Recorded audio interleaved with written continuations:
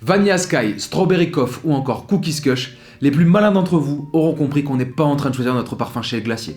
Générique.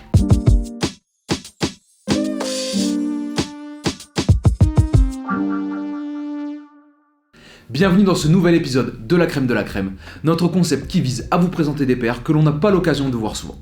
Ce n'est pas un hasard si nous vous avons cité ces quelques noms en intro, puisque nous allons vous parler d'une des paires, si ce n'est la paire, la plus emblématique que Nike ait pu sortir en l'honneur du 420, j'ai nommé la Dunk High Skunk.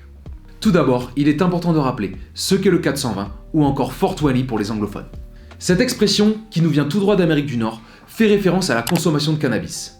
Aujourd'hui, le 420 représente une manière de s'identifier à la contre-culture autour du cannabis. Accessoirement, c'est aussi le moment de la journée, à 16h20 ou 4:20 p.m., qui serait le plus propice pour consommer du cannabis et qui ferait référence à l'heure de sortie de la fac aux US. La date du 20 avril, donc 4:20 en anglais, est aujourd'hui utilisée pour militer pour la remise en cause de la législation sur le cannabis. Revenons maintenant au commencement de la collection de Nike autour du 420. Celle-ci a débuté en avril 2004 avec le pack Dunk Low Hemp qui était composé de 3 paires, Red, Blue et Green Hemp, toutes 3 sorties entre le 16 et le 20 avril 2004. C'est bien plus tard, en 2010, que la Dunk High Skunk voit le jour. Elle a été designée par Todd Bratrud, pardonnez la prononciation, illustrateur et fondateur de la marque de planche de skate Send Help, marque qui a d'ailleurs eu droit à sa collaboration sur 2 Dunk SB High. La première en 2005 dans un coloris noir-blanc-bleu, puis plus tard en 2013 dans une robe noire, blanche et violette avec une touche de vert. Mais revenons plutôt à Todd Bratrud. Il a entre autres beaucoup travaillé pour Volcom, grande marque de l'industrie du skateboard, ou encore The Skateboard Mag, Familia Skateboard, et bien évidemment Nike SB pour qui il a designé plus d'une paire.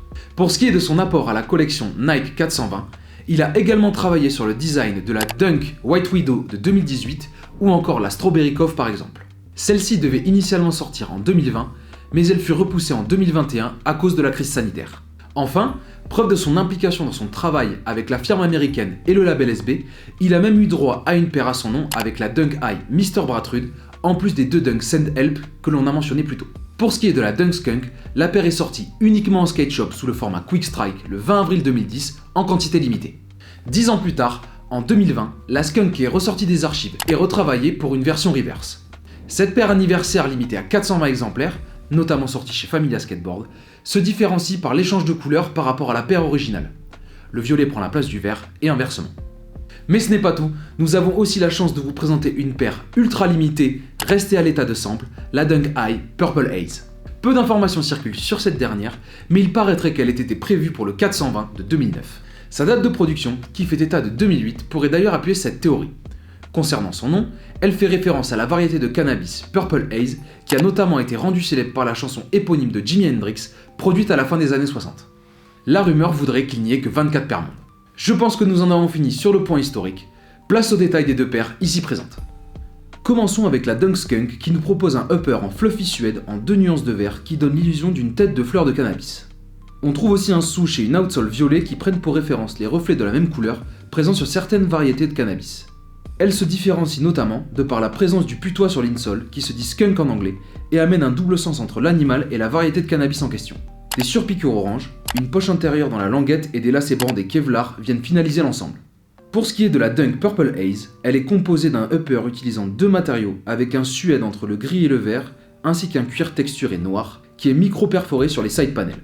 Différentes touches de violet viennent rehausser la paire avec le souche en patent, les lacets, l'outsole et le lining. L'ensemble repose sur une midsole noire. On en a fini avec les présentations, maintenant on va passer au traditionnel moment de la notation. Commençons avec la Dunk Skunk, et je vais pas vous cacher mesdames et messieurs qu'elle va prendre la note maximale de 5 sur 5. Je lui donne la note maximale, tout d'abord car c'est une des premières paires qui m'a réellement matrixé à l'époque. En plus je la trouve extrêmement cohérente dans la collection 420, et l'utilisation du fluffy suède sur la paire, il est ultra efficace et vraiment il est juste parfait. C'est une paire que je trouve réellement iconique, et même s'il y a d'autres paires qui sont très sympas dans la gamme 420, comme la Shishenchong et la Dog Walker pour ne citer qu'elles, qui ont un très bon thème et qui l'exploitent parfaitement, je trouve sincèrement qu'elle leur arrive même pas à la cheville.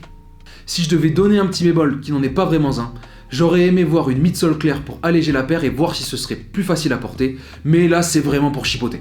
Autour de la Purple Haze maintenant, à laquelle je donne la note de 4,5 sur 5.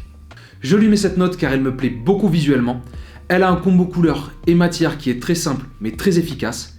Et vu que c'est un sample, elle a un petit côté inaccessible qui évidemment éveille ma curiosité. Pour ce qui est des points faibles, j'en ai pas vraiment à donner parce que je peux noter la paire uniquement visuellement et j'ai trop peu d'infos sur son histoire pour aller plus loin.